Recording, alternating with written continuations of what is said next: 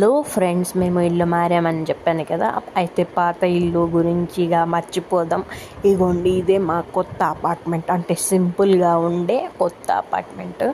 పాత అపార్ట్మెంట్కి దీనికి తేడా ఏందయ్యా అంటే కొన్ని తేడాలు ఉన్నాయి, కాదని నేను అనట్లేదు.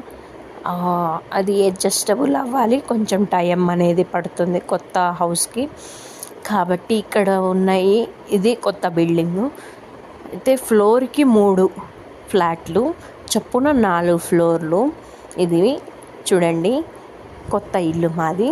అయితే ఇందులో మైనస్లు ఉన్నాయి, ప్లస్లు ఉన్నాయి. పాతింట్లో మైనస్లు ఉన్నాయి, ప్లస్లు ఉన్నాయి.